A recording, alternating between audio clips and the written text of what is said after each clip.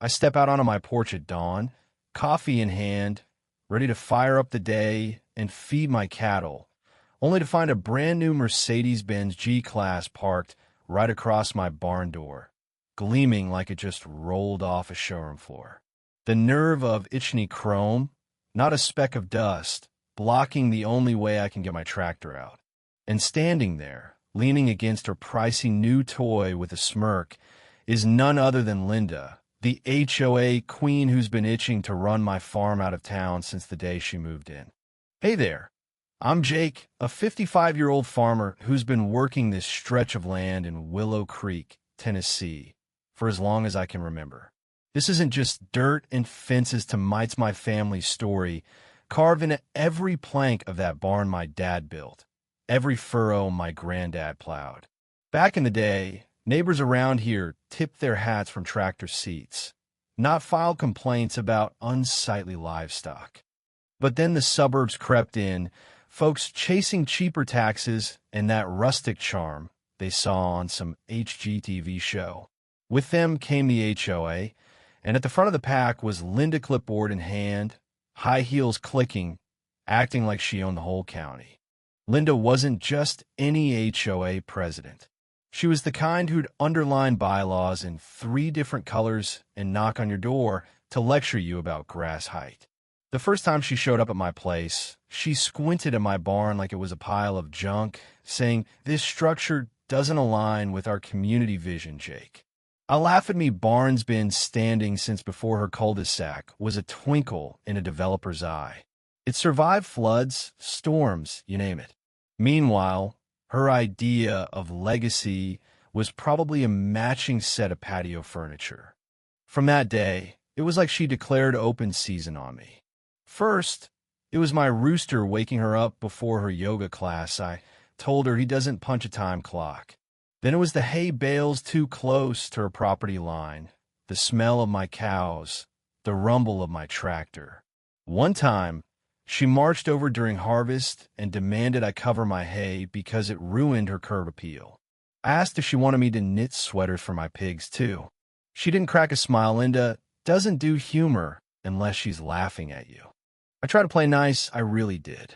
I fixed fences, kept my dogs from wandering, even turned down my Merle Haggard tunes on weekends. But nothing satisfied her. To Linda, my farm wasn't just an eyesore, it was a threat to her perfect little vision of suburban paradise. She'd drop hints at HOA meetings, all sweet and fake, saying things like, maybe Jake could sell, make way for something modern, think of the property values. What she really meant was she wanted my land bulldozed into another cookie-cutter subdivision named something like Sunny Hills or Meadowview. That morning, seeing her Mercedes parked like a barricade, I knew this wasn't just bad parking, it was her latest move in a long game to break me.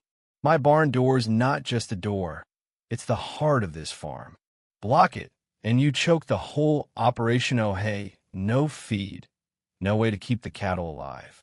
Linda knew that, sipping her latte, sunglasses perched like she was posing for Instagram. I walked up, boots crunching gravel, and said, "Linda, this ain't a parking lot. Move your car now." She tilted her head, fake as a soap opera star. "Oh, Jake, relax.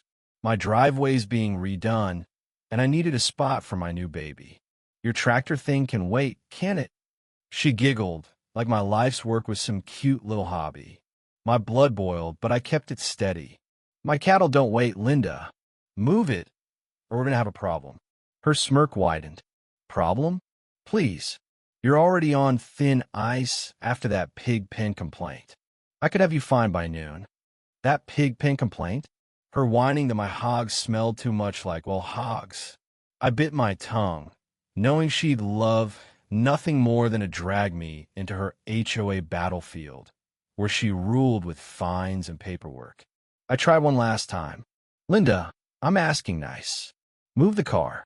She waved me off, scrolling her phone. "Run along, Jake. I'll move it when I'm ready." That's when something snapped, not loud, not angry, just a quiet shift deep in my gut. I turned and headed for the shed, her laughter trailing me like a bad song. My dad's voice echoed in my head. When someone blocks your way, son, you don't beg, you plow through. My John Deere was waiting, its green paint catching the morning light, ready to settle this the only way I knew how. I climbed into the cab, the seat worn just right from years of work.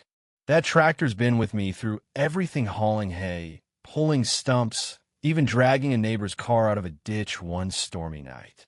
It's more than steel, it's family.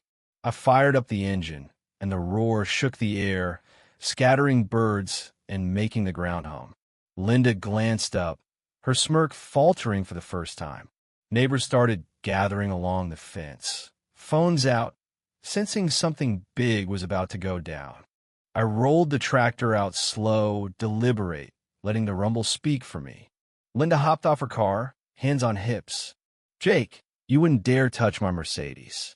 That's the $150,000 car. You'll be in court faster than you can say lawsuit. I leaned out the cab, calm as a Sunday morning. Then move it, Linda. Her eyes narrowed. No. The crowd held its breath. I lowered the front loader, the steel bucket gleaming like a promise. Linda's face went pale, but she stood her ground, clutching her phone like it could save her. I inched forward, the tires chewing gravel, the bucket hovering just above her hood. Jake, stop! She shrieked, her voice cracking. I didn't. The first crunch was like music metal folding under the bucket, the hood crumpling like tinfoil. Glass popped, tires squealed, and the Mercedes sank into the dirt, its fancy chrome no match for 10 tons of horsepower. The neighbors gasped, some cheering, some filming. Linda staggered back, screaming, "My car! You're insane!" I pushed harder, the windshield shattering, airbags puffing out like white flags. The car's alarm wailed, then sputtered out as the frame twisted into a heap. I backed off, let the tractor idle, and climbed down, boots hitting the ground with a thud. The silence was heavy, broken only by Linda's sobs and the faint hiss of leaking oil.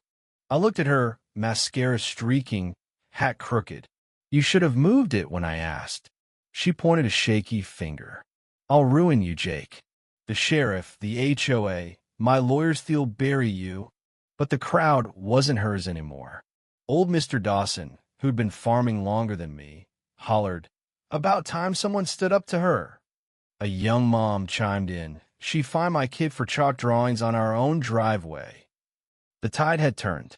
Sheriff's deputy, Sam Carter, rolled up, eyeing the wreckage with a raised brow. Jake, care to explain? I shrugged. She blocked my barn all day, Sam. I asked her to move it. She wouldn't. My cattle needed feeding. I pulled out a worn copy of the state's Farm Protection Act from my pocket. Says here blocking livestock access is a violation. Doesn't matter if it's a wheelbarrow or a Mercedes. Sam nodded, turning to Linda, who was still yelling about lawsuits. Ma'am, I'm citing you for obstructing agricultural operations.